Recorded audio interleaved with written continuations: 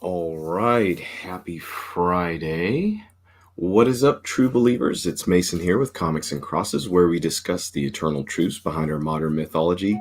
And right now, I just had to go live. It is Friday morning. It's 7 a.m. for me. It's potentially, what does that make it, 10 or 9 a.m. for those of you around the world, but around the country.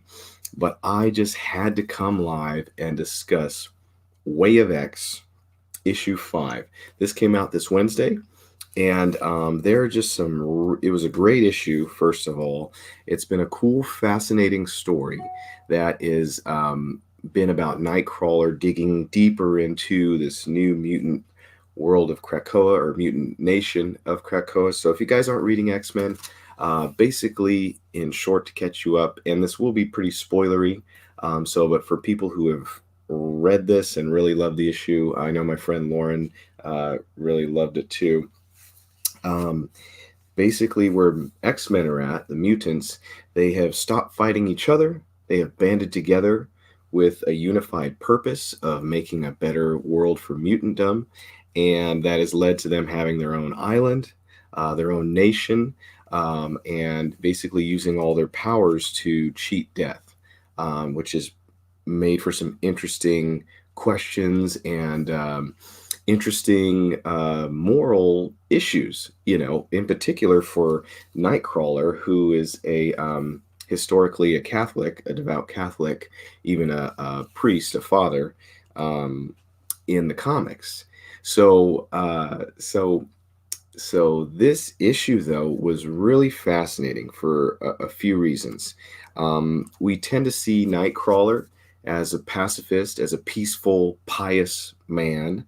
And this issue, though, he really kind of gets pushed to his limits, where and even the other character, what's his name, Legion, he he kind of is pushing Nightcrawler and saying, "Quit being, do something. You're always so one of the kindly ones, but do something." And oftentimes that is an issue of faith. A lot of times, people who are of faith believe that they are supposed to be loving, peaceful, kind people, but then where is the appropriate moment to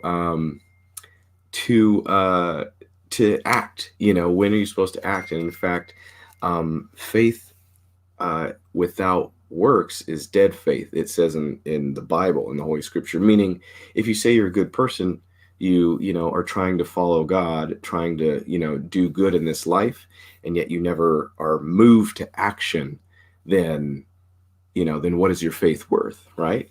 So if you never go help anyone, then it's great that you believe nice things, but if you're never kind to anyone, if you never extend your hand in love to anyone, then what's it for? So Kurt Nightcrawler, he gets pushed to that point in this issue, and with these, in particular, with these two people who lost, and what's his name, Fabian Cortez. And so Fabian Cortez apparently has killed, lost family, has done horrible things that caused her to then get in this crazy situation, be experimented on, he basically ruined her life, you could say. And so what Nightcrawler does is he drops them from, what does he say, 10 kilometers up high above Mars, and they're falling to their death. And he puts them in a situation where he's tired of them arguing. He's tired of them not reconciling, and I think, here's the point that came up for me on that. Basically, Fabian is dampening her powers, which she could use to save them both, and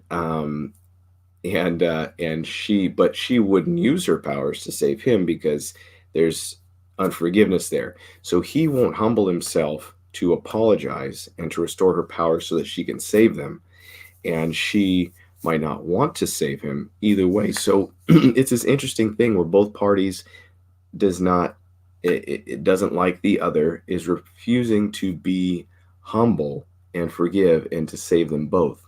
And that really made me think of a particular truth, eternal truth, in the Christian paradigm, which is that you see, there's this story of unforgiving servants, right? So get this. Um, Jesus tells this parable of there's a guy who owes the king a huge debt. Like he's big time in debt. And basically, in their culture, it's like, okay, well, you're going to be thrown into prison until you can pay off your debt. And your whole family, your wife, your children, they're all going to be slaves now because you owe so much money. And we need to get that money back somehow, right? So he goes and he begs the king. He's like, I'm so sorry, please forgive my. Yeah, and so the king forgives his debt. And then immediately after this guy goes out. He finds somebody who owes him some money, like he just got forgiven, like let's say $100,000 or something. He finds a guy who owes him $100 or something, and he shakes this guy down and demands he give him his money. So this is the guy who just got off, scot free, was forgiven his whole debt. His family does not have to go into slavery. He finds a guy who owes him way less money, and he's like, yo, you owe me money. Give me my money. He has the soldiers arrest this guy and throw him into jail. Right. So when the king hears about this, he is so mad. He throws this guy and his family into prison. He said, I forgave you all this, and you're not going to forgive this guy. So that's what I think of. And that's a picture of just how nobody's perfect. And everybody's kind of guilty. And these two characters, as they're falling to their death, and spoiler warning again, if you haven't read the issue, Way of X number 5, neither is willing to forgive. Neither is willing to be humble. And that's kind of the condition of humanity. It's like we're all guilty. None of us is perfect. All of us is flawed. And yet we need to be humble and forgiving of one another. So the other I think last really poignant thing that stuck out to me in this Way of X issue 5, and it was a really cool issue, really big dramatic ending where Nightcrawler was needing to use his powers. He was needing to amplify his powers super big. He actually, spoiler warning, he actually sacrificed himself. At the end, Nightcrawler finally comes to a revelation. He's been trying to figure out a new mutant religion, a new way for the mutants, the X-Men, all these people to view themselves now that they have their own nation. They have their own island. They have their own way of life. And he's been, being Catholic, Nightcrawler really struggles with the idea of people just being able to be resurrected, not valuing life, thinking, oh, if I die, it's no big deal. They'll just bring me back. That's obviously a very culture shock to him and how he's been raised or what he knows. And so at the end, he comes to this really cool conclusion that stuck out to me. He was viewing life and what was significant about life, and he says, that's it, the spark. He called it the spark, that spark of life that makes people alive. It's like if somebody can just die and you stick their memories back into a body, which is what the X-Men are doing, and then they're back, then what is life? He's been wondering about, how do I reconcile all this? And he puts it as this way. It's that spark of that everyone carries. And it made me think of this really interesting concept in Christian thinking, which is some of you may have heard that God created, he said, let there be light, right? And there was light in Genesis. That's like the story of creation. But have you ever thought about or ever observed or heard that he said let there be light, and later he made the sun and the moon? So if the sun is not light, then what is, right? And in fact, later in scripture, Jesus is called the light of the world. He's called the light of men.